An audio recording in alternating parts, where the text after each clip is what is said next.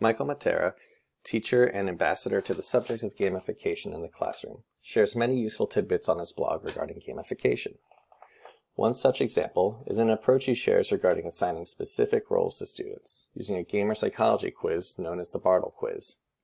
This quiz consists of curated questions for the students to answer that tap into their thinking and result in an assigned game character. In his blog post, What Gamer Type Are You?, he introduces the type of players students can be assigned and the strengths and classroom suggestions. For instance, griefers or provokers, achievers, explorers, and socializers or diplomats. Achievers are the kinds of players who gain experience points and unique items and love to let others know about their achievements.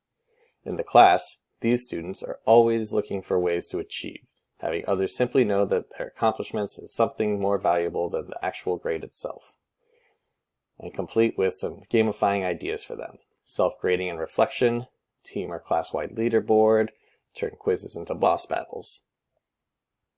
The same can be said for explorers, how to address them in the class, and some gamifying ideas for them.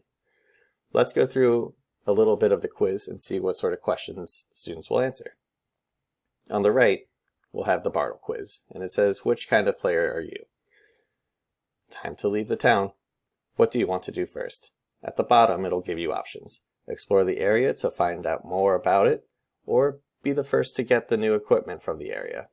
Choose the option, and then go next.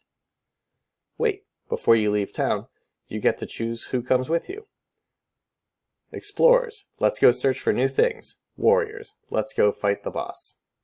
Next. I suddenly see nearby creatures. I would rather attack the creatures or understand more about the creature's habitat or home.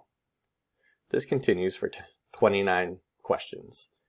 When complete, a role is emailed to you, and you can use the information to determine how to tailor fit each student's learning experience.